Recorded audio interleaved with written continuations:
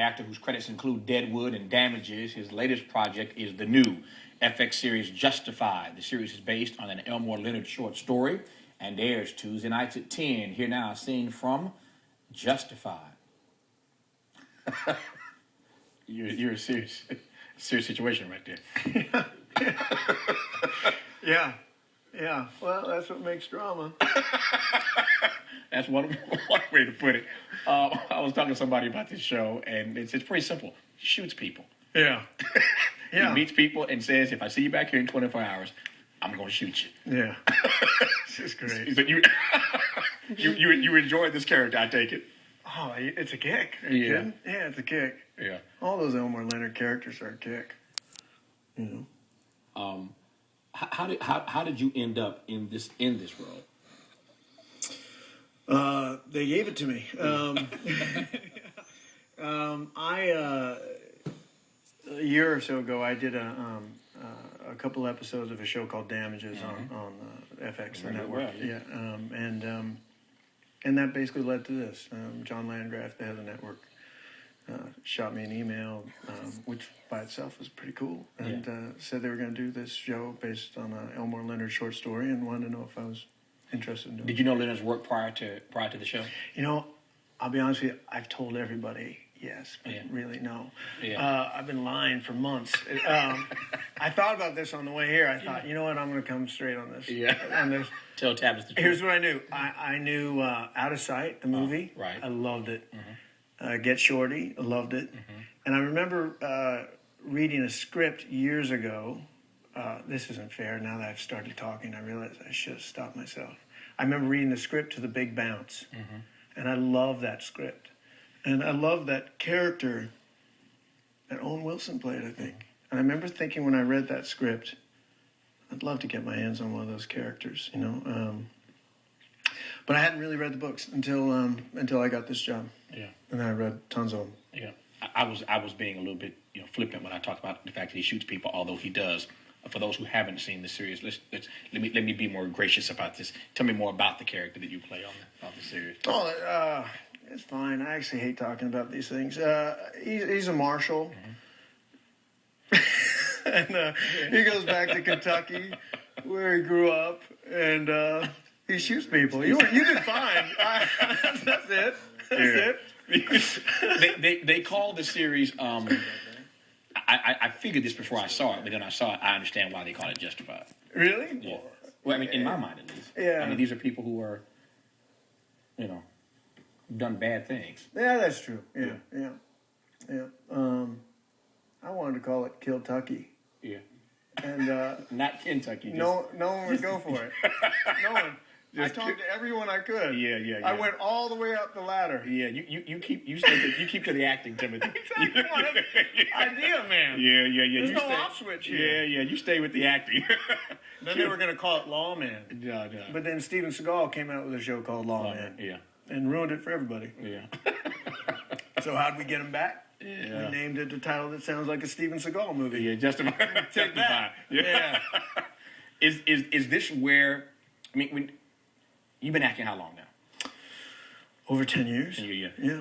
So that's not a really long time. But is this something that you saw? I know you didn't see the character coming, but is this something that this kind of character, something you saw fitting in to the kind of role that you'd like to take on one day?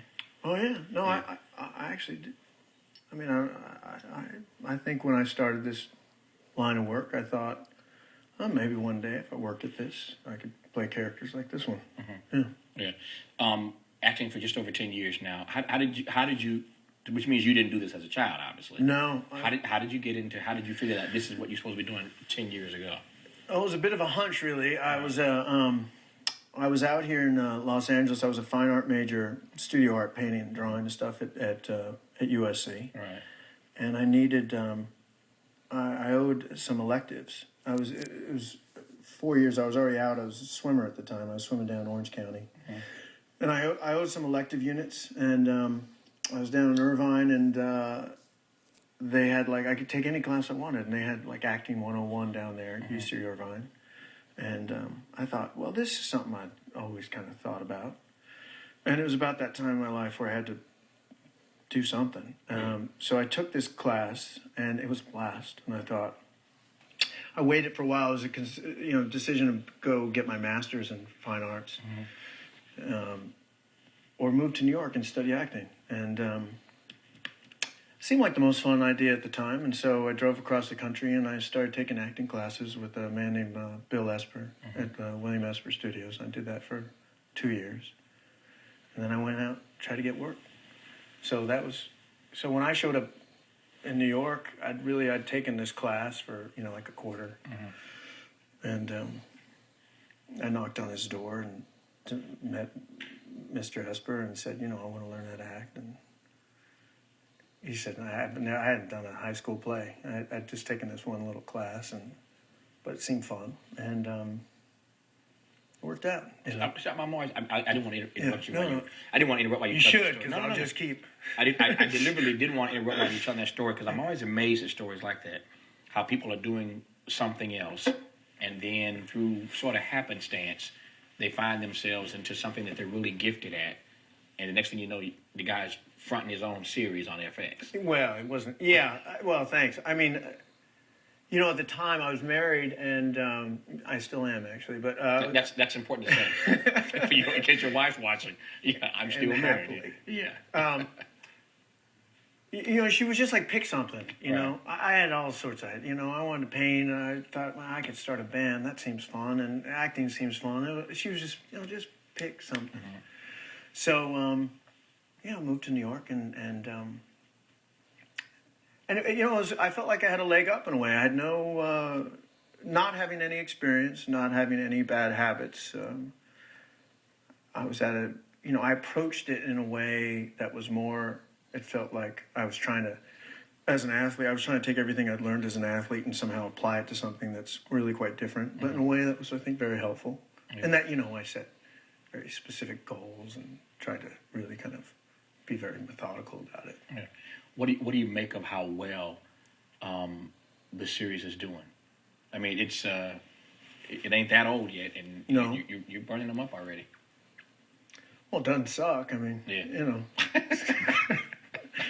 You do these things, you want people to see them. I'm very proud of it. Worked really hard, and it was a kick to do. It was fun. Yeah. So it's fun. I'm thrilled that people are responding to it. Is this attire, this big hat and these clothes you wear, is this attire that you would ever, prior to doing this character, get caught wearing? No, I'm not even sure I should be wearing it on a TV show. I think it's a little. You like this look? Well, we went for it. Yeah.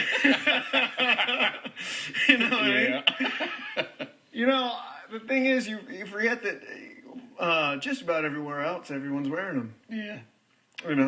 That's the one thing about being in L.A. and New York, you forget. I mean, I shot a movie in Iowa last year and went down into Des Moines. There was some concert.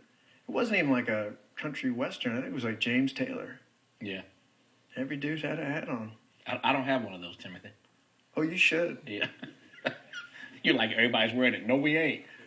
You should wear one on one. Yeah, just come out and come on. Give it a chance. It's funny. There is a funny clip which I swear will never see the light of day, and if it does, the folk around here will get killed. And Brian's laughing because he knows where I'm going. One day, speaking of those big hats, Larry Hagman. Oh, sure. Was on this show as a guest one day, and he walked on, of course, with his big hat on. He wasn't fooling around. And so we talking about this hat, so he gives me this hat, and I put it on, and it fell all over my head. I said, dude, you got a big head. Just fell down. So there's a clip that should be on the cutting room floor somewhere, never to be seen again. But if I keep watching this thing long enough, I may get me one of those. Yeah, it looked good on you. Yeah. Yeah. You got to find the right one. You got to try on different ones. Yeah. The problem with the hat is that everyone talks about the hat. Yeah. And it's sort of... It's the kind of hat that would inspire you to talk about it. It's a big hat. As soon as the writers wrote a show all about the hat, that's when I stopped wearing it on the show, just to screw with them.